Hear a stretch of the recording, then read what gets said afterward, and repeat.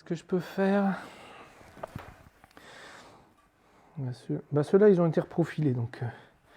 Nous avions quitté Quentin Requier, le facteur d'orgue qui opère l'orgue de la basilique de Saint-Quentin et ses collaborateurs dans leur atelier.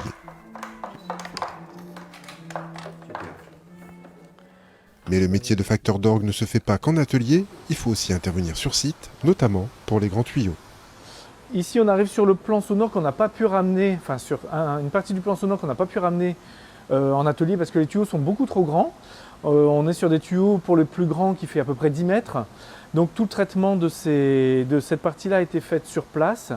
Pour les tuyaux à bouche qui sont au fond, on les voit ici, ceux-là ont été nettoyés et on a augmenté ce qu'on appelle la hauteur de bouche pour avoir un son plus rond et puis plus stable et qui se diffusera mieux dans la basilique. Et on s'est aperçu aussi avec l'échafaudage que les tuyaux avaient été en partie bouchés parce qu'ils s'étaient retrouvés trop courts, ils ont été fabriqués trop courts, donc on ne pouvait pas les accorder. Elle est où ma caisse? Elle est là. On arrive au niveau des tuyaux qu'on a dû rallonger, qui étaient accordés. Alors cette plaquette-là était vraiment pour rendre le tuyau le plus grave possible. Et puis le tuyau avait été bouché aux 3/4 par une plaque. Donc ça le rend effectivement plus grave, mais ça l'empêche de bien fonctionner. Donc avec l'échafaudage, on a pu s'apercevoir de ça. On n'avait pas pu le voir quand on est venu pour faire l'étude de l'orgue. Donc on a rallongé les tuyaux pour que l'ouverture soit vraiment sans contrainte. Et donc on voit qu'il fallait quand même l'accorder plus grave de tout ça.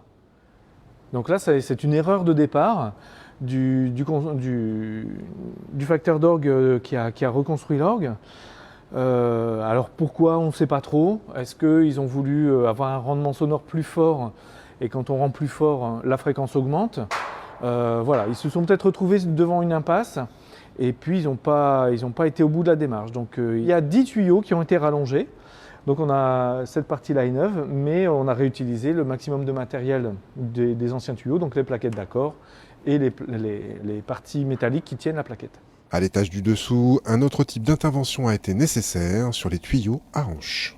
Deuxième étape, c'est ce jeu-là, qui est un jeu à hanches. Donc c'est une lamelle de laiton qui vient taper sur un canal et le choc de cette languette va résonner dans le corps. Alors cette partie-là est restée ici aussi parce que les tuyaux sont très grands. On a fait des ouvertures dans la partie basse qui nous permet d'accéder à ce qu'on appelle la rigole et la languette pour un démontage plus facile. Donc ça n'avait pas été fait à l'origine. Donc au lieu d'avoir à lever l'ensemble, on accède par le côté pour pouvoir démonter les éléments et les retravailler s'il y a besoin. Parce qu'on peut être amené à retravailler cette languette, ce qu'on appelle la courbe de la languette, pour avoir un son le plus propre possible, rapide, sans parasites, stable. Et voilà, sans cette ouverture-là, ça devient très compliqué. Il faut être à 2 ou 3 pour travailler. Là, on peut démonter tout seul.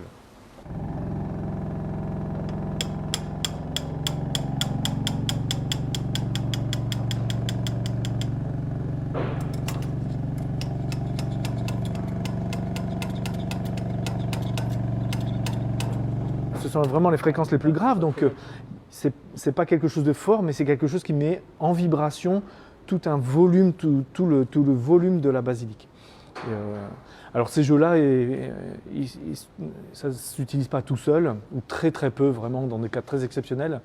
C'est vraiment des tuyaux qui vont renforcer une pyramide de son et qui vont venir asseoir des jeux pour la pédale, mais ça ne s'utilise pas tout seul. Mais il faut quand même qu'on les entende.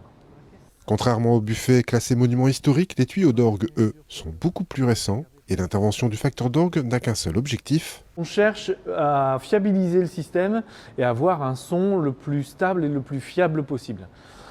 Si dès le départ, on donne des contraintes au tuyau, s'il n'a pas des paramètres naturels, si on le contraint, forcément on n'aura pas un son naturel. Et c'est ça qu'on cherche. On cherche le meilleur rendement du tuyau. Si on le bouche aux 3/4 alors que naturellement il doit être complètement ouvert, forcément on va lui enlever ses qualités. Avec ses 6400 tuyaux, l'orgue de Saint-Quentin demande beaucoup de soins et de temps.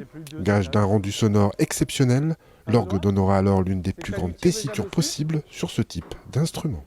Il est un peu cintré là.